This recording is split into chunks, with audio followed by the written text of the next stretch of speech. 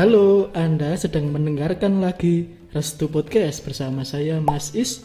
Dan saya Femi.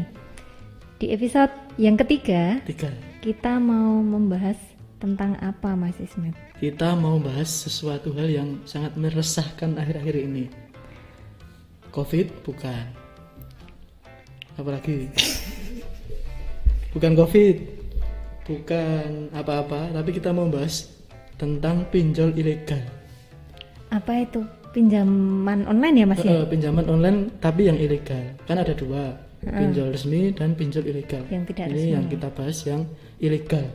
Okay. Mbak Femi dan teman-teman pasti tahu di TV, di IG, di podcast ada banyak berita tentang salah satunya ibu-ibu di Wonogiri yang gantung diri di depan rumah, terus dia nulis surat wasiat daftar pinjol ilegal yang dia punya. Jadi dia punya tagihan banyak sekali pinjol ilegal.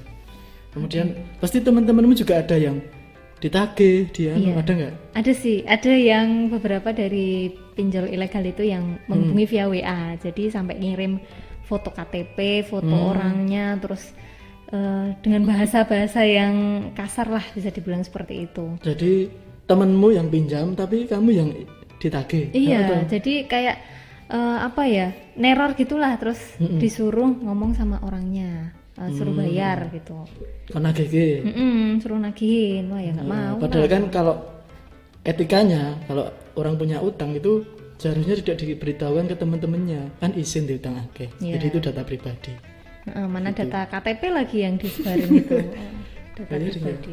Nah itu sangat meresahkan sekali ya pinjol ini. Jadi dari negara sendiri mengambil tindakan bahwa pinjol ilegal ini dibasmi, jadi diparani, disatroni kantor-kantornya itu. Begitu ketangkep langsung dipenjara dan dikasus secara hukum. Oh iya, kayaknya sudah ada banyak ya yang sudah ada banyak yang ketangkap.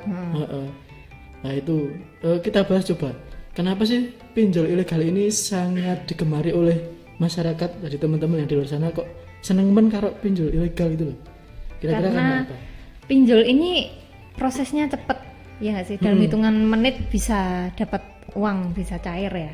Terus caranya juga mudah. Biasanya sih cuma foto KTP, foto diri, atau mungkin ngisi data apa, selfie dengan KTP, isi data, kirim, udah cair. Langsung ditransfer uangnya. Langsung ditransfer. Aku mau tanya, lah kok tahu? Pinjam. Tidak, tenang, saya tidak pinjam di pinjol ilegal. Saya banyak dapat tagihan dari pinjol-pinjol ilegal itu gara-gara teman saya. Aku banyak yang pakai. Oh iya sih. Aku dirimu punya nggak? Kita aman dari pinjol ilegal. Tenang, aman. Ya itu kenapa menjamur ya tadi, karena kita itu mager, banyak yang mager, jadi udah HP ada penawaran. Nah itu biasanya pinjol ini penawarannya lewat SMS, jadi kita sore-sore lagi bengong, tiba-tiba ada pinjaman dana murah tanpa jaminan, hanya selfie 5 menit langsung cair. Nah aku sering tuh dapat kayak gitu, kayak SMS atau WA gitu. Dari nggak jelas gitulah pokoknya. Nawar-nawarin. Kita kan sudah sadar bahwa pinjol ilegal ini bahaya lah, tapi teman-teman di luar sana yang nggak sadar kan, adalah butuh ya kan, langsung penak tuh, langsung cair. Proses instan cair.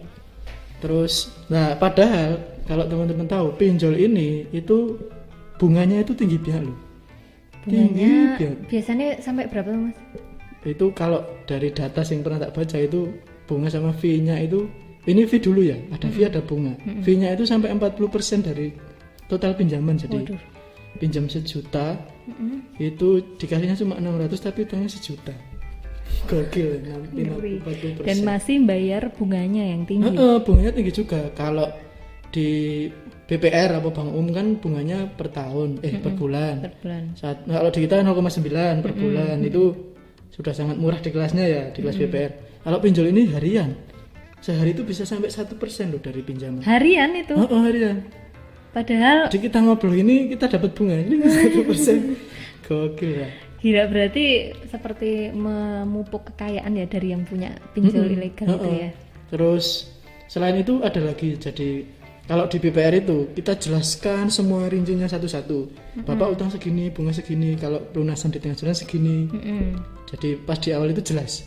tidak ada dusta di antara kita. Ya, ada perjanjian ada kreditnya perjanjiannya di tanda tangan notaris, sah secara hukum lah. Kalau pinjol ini kadang di tengah jalan itu belajarnya janji, kalau kata anak-anak sobat Amdir sekarang.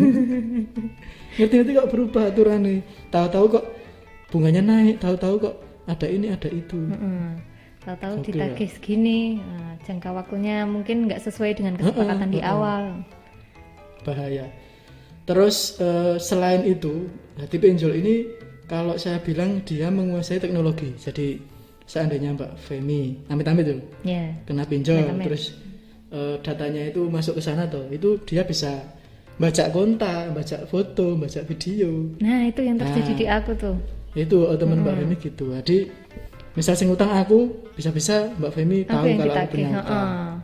Betul. Jadi semua data-data yang di kontak kita itu bisa mereka akses ya, dikirimin macam-macam lah buat nagih itu. Jadi wes nggak ada sopan-sopan sama sekali kan. Berarti itu kan kayak kita kena pajak tuh. Itu. Terus lah ini ketika ada yang telat, kalau di BPR kan santun ya diparani. Ditanya kenapa, masalah apa. Kalau di pinjol enggak, bayar tetap ditegesi. Jadi kadang itu ada yang sampai ngirim preman, terus omongannya nggak sopan, debt collector ya, gitu-gitu, intimidasi, terus dilecehkan, itu sering sekali kalau pinjol itu. Jadi kalau nggak kuat ya seperti ibu tadi, sampai bunuh diri kan, karena ketidaksopanan mereka dalam nagih. Terus ada lagi Mas mungkin? Nah kalau pinjol ini biasanya mereka itu nggak punya kantor tetap, jadi ya wis cuma di alamatnya ruko ini atau RT ini, pokoknya nggak patut jadi kantor lah. Diparani pun paling, tapi jarang. Diparani pun paling gedung kosong atau apa, cuma abal-abal. Itu jangan sampai ya terjadi. Dan kayak tentunya itu. Kalau pinjol ilegal itu tidak terdaftar di OJK ya Mas? Tidak terdaftar, tidak diawasi, tidak terjamin semuanya. Lah ada lagi yang parah ini. Jadi sekali kamu apa teman-teman masuk pinjol ilegal, itu cara nutup pinjol ilegal ya dengan pinjol ilegal yang lain. Gali lubang tutup lubang buat bayar ini pinjem di pinjol yang lain. Betul lah, ini ada satu quote dari Mas Haryoko. Mas Haryoko kalau dengarkan ini quote-mu tak pakai Mas. Jadi gali lubang tutup lubang. Untuk menutup lubang sebelumnya itu lubangnya dibikin lebih besar. Oh iya. Misal betul. awalnya diameter 1 meter, untuk nutup 1 meter ini butuh 1,5 meter. Iya. Nah, lama kelamaan itu nanti jadi 10 meter lubangnya. Lubangnya jadi makin gede Itu makanya kenapa menjeratnya itu seperti itu. Jadi bahasanya gini, untuk menutup pinjaman kami ada pinjol lain untuk menutup itu. Nah, itu bunganya lebih besar, itu. Dan mesti orang-orang yang sudah terjerat itu mesti ono kesempatan tambah utang lagi nih. Buat apa lah itu dipakai. Itu yang semakin menjerumuskan pinjol ilegal itu. Seperti apa ya, lingkaran setan gitu ya. Nggak berujung, makin lama makin gede, makin lama makin terjerumus. Terus ini kan masalah. Kita kan setiap ada masalah pasti ada solusi. Solusinya apa coba kira-kira? Solusinya jadi teman-teman tentunya kalau memilih tempat untuk meminjam dana ya, pastikan tempatnya itu terpercaya dan aman. Tempatnya terdaftar di Otoritas Jasa Keuangan, dan kalau simpanan terjamin di lembaga penjamin simpanan. Yang pertama itu untuk menjamin kredibilitas dari perusahaan tersebut ya, lembaga keuangan tersebut. Paling penak sebenarnya dia punya kantor di situ dok. Asal dia punya kantor fisik itu pasti terjamin. Betul. Itu dulu. Kita nggak bicara soal harga, bunga dan lain-lain, tapi itu dulu punya kantor dulu. Punya fisiknya ya. Semakin bagus juga. Itu. Terus ada lagi. Kan selain pinjol ada bank umum, koperasi, BPR yang bisa teman-teman pilih. Jadi dari 4 itu yang paling bagus apa kira-kira? Kalau menurut saya ini, menurut saya ya tentu saja BPR.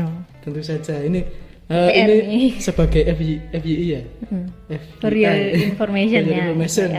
BPR itu adalah bank 100% milik luar negeri. Jadi selain warga negara Indonesia itu tidak boleh memiliki BPR.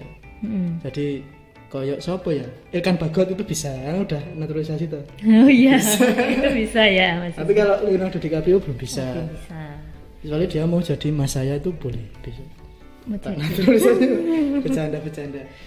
Nah, terus untuk pilihan kredit itu sebaiknya milih mana antara bank umum, koperasi BPR, pinjol biasa, pinjol ilegal, atau BPR? Kalau BPR ini tengah-tengahnya ini. Maksudnya gimana? Tengah-tengah ya, bunganya ya nggak yang mahal-mahal banget enggak. Tapi juga kompetitif lah pokoknya. Betul. Kemudian juga fasilitasnya juga lengkap. Iya. Prosesnya juga cepat dan juga aman, yang terutama itu. Terus ada lagi masih keuntungan dari BPR itu apa lagi? Tentunya kalau BPR itu dekat dengan kita ya. Kalau kita sendiri, kita kan punya kantor di Klaten. Kalau yang agak utara itu ada di Delanggu. Kalau usah Klaten ke Delanggu bisa. Yang ada selatan di Medan bisa, ya kan. Yang agak timur di Kas Pemuda ada, atau Klaten Kota. Teman-teman di kota kan di Pemuda juga bisa. Dan yang di sekitaran Solo.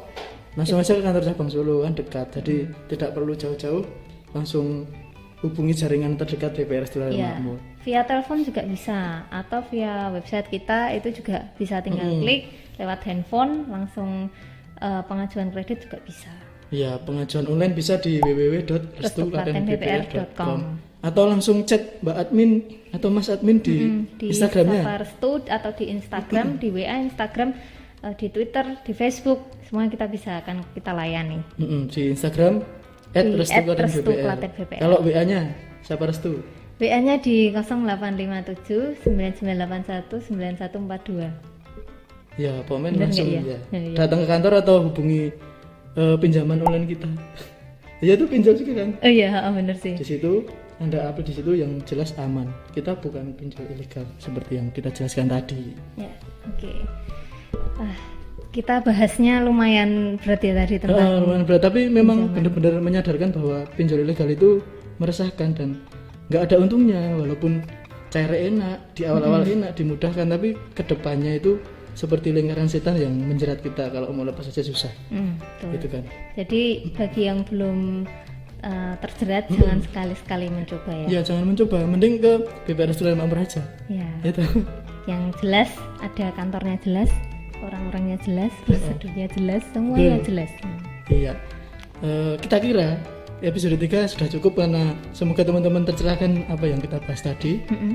Kita akan datang dengan episode-episode lain yang lebih menarik. Tentunya berbobot, kemudian menyadarkan. Iya.